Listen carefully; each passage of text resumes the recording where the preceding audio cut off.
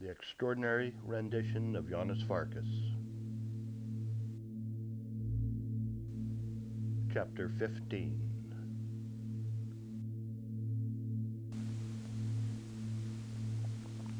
Amir is not always kind when you want it and need it to be. She splashed the water on her face and looked, then splashed it again, this time hard, almost with a slap. Why, she said, but the face did not answer her. Why, she asked again, this time not to the face, but to what was behind the face. Why did you do it? Why did you accept it? You had a choice. Gisela banged on the bathroom door. Come on out now. Ayn had no intention of coming out now. She noisily turned the tap on harder and splashed more water on her face. She had gone to the bathroom to think, and that thinking wasn't finished yet. She needed a plan. Ayn, come out. I'm not finished washing. There's someone here to see you. Who? Nobody knows I'm here. It's a policeman. Detective Bruller. Ayn turned the tap off and looked in the mirror. Her face was glistening with water drops and her hair wet around the edges from where she had splashed it. What was Bruller doing here? She put the towel to her face and held it there. Was there news? She knew she should be excited. It was her job to be excited. When she took the towel down, she thought she looked older than she had just 24 hours ago. Just let me put a touch of makeup on and I'll be right out, she said through the door. She took her small makeup bag out and opened it. At a glance, she knew that someone had been through it, probably Gisela and Turk, the night before. She got the lipstick halfway up to her mouth before deciding against it. Would a woman really take time to put on makeup when there might be news about her husband? Putting the lipstick back, she closed her purse and rubbed her eyes. Looking in the mirror, she rubbed them again until they started to redden and water. As she opened the door, Detective Horst Bruller smiled at her. Mrs. Farkas, he said in way of greeting. Yes, she answered. From the corner of her eye, she could see Gisela in the kitchen watching them, watching and listening and pretending to be busy. Have you found Janos? She asked. No, he answered, his eyes glancing off in Gisela's direction. Then what? I just wanted to tell you that I interviewed the night manager at the music store, and he did see a man put up a poster about the play you said you went to. And? Nothing, really, except that the man matched the description of the man you said was sitting behind you at the theater. The ginger mustache? Yes. Gisela came out of the kitchen, all pretenses at not listening gone. Is there news about Janos? She asked Ayn. Ayn looked at her and shook her head. Oh, Gisela replied, I was hoping there might be. Excuse me, Detective, for butting in, but I am Janos' sister, Gisela. I should have introduced myself when I let you in. Bruller gave her a tight smile. I haven't seen Janos for a long time. You see, I still live in Sarajevo. I didn't even know he was married. I'm talking too much. I'll go out for a while and let you two talk. I'm sure my sister-in-law will let me know if there is any news. When Gisela closed the door, Bruller looked at it for several moments. It was obvious to Ayn that he was listening for Gisela's retreating footsteps. When there was nothing more to hear, he walked over to the window. She has not gone far, he said as he turned back to Ayn. What is it you want? She asked. Bruller put his fingers to his lips in the signal of silence. He went around the room examining but barely touching everything. The framed picture of Gisela, the end table, the table lamp, the painting on the wall, the chairs, the sofa, and the coffee table. If he was looking for something or saw something, Ayn could not tell. I just wanted to tell you about the music store manager, that's all. How did you know I was here? I didn't tell you. I followed you yesterday. I didn't know if, well, sometimes Berlin is not the best place for foreigners, especially if, well, your story was a bit weird. I just wanted to make sure you were safe. He took his notebook out, wrote in it, and showed it to Ayn. Ein watched him point to the old lamp by the window and then to his mouth and his ear. "I have no secrets, nothing to hide," she said. "You can ask or say whatever you want. My only concern in all of this is getting my husband back. I don't know how the police work here in Germany, but if this were America, it would be taken seriously."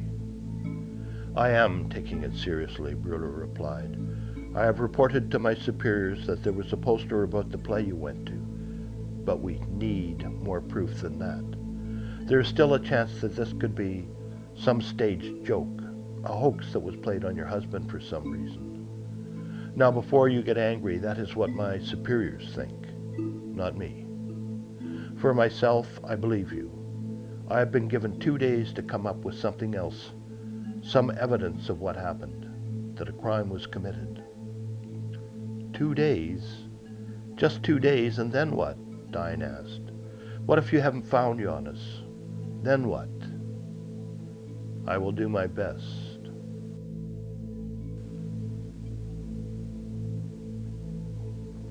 "But you haven't answered my question," Nine replied, the temper in her voice rising. "And then what? What if you haven't found Janos? What if you need more time? Then what?" "If I can find some evidence, I will be given more time." "By your superiors?" "Yes." "But your superior doesn't believe me, does he?" "No." "Do you?" "I believe you or I wouldn't be here. In 2 days I will find something. If... He looked at her, wanting to see some sort of trust in her eyes. "If what?" she said. The trust not there, only anger. "If 2 days isn't enough, I will stay on the case and work on it when I am off duty. I will work until I find out the truth." "Will you?" Ein asked. "I promise." "Have you been to the American Embassy yet?" "The American Embassy?" "You are an American. If you go there, your embassy might put some pressure on, and I will be allowed to stay on the case." "Do you want me to go there?" "Not yet. Give me 2 days first. When politicians get involved, answers are not always so easy to find." "What do you want me to do?" "I need some place to start," he answered. "I want you to go over it all again for me. Leave nothing out. No detail is too small. No detail. What might seem unimportant to you might be a starting point for me. Anything you can remember at all, I would like to hear about. Anything." Ein went over the story again. She left nothing out, but added nothing new. When she finished, Brewer asked her, "There's nothing more?" She shook her head. "There is," he said. "There is the play. Tell me about the play." It was an adaptation of Hamlet that was set in Sarajevo during the Bosnian War. It was in Bosnian, or maybe it was Croatian. I'm not sure, they sound alike to me. So I don't know what the actors were saying, only what Janos translated to me. It is not their words I am interested in. It is what they look like. Describe them to me. If I can find one of them, then I might be able to find out who produced the play or who was behind it. For instance, who was playing Hamlet? What did he look like? Nothing remarkable that I can think of. He had camouflage paint, like war paint on his face, so it was hard to tell. The only one who stood out was the one playing Hamlet's mother, Gertrude. What about her? It wasn't a her, it was a man. A man? Yes, Janos said it was a female impersonator, an actor who usually played at transvestite theaters. When he told me, I couldn't take my eyes off her, or him. I thought he or she was real. What did she look like? She had long, silver blonde hair. I think it was real. She was quite tall, at least as tall as the men. It was hard to tell how old she was because of the makeup. But the hard lighting brought out some lines on her face, and I think she would have been in her late 40s or 50s, something like that. And it looked like she had... What? Breasts, Ein replied with a blush of modesty. Real breasts. Anything else? She was thin. I think that's what made her breasts stand out. I think Janos called her Carla, or something like that. How did she sound? She had a beautiful voice, although it was deep. Even when I knew she was a man, it was hard not to think of him as a woman. Do you think you can find him? Yes, Briller answered. This is what detectives do. There are certain clubs and things where that kind of person goes, although policemen are not always welcomed. But there will be a way. Anything else? She shook her head.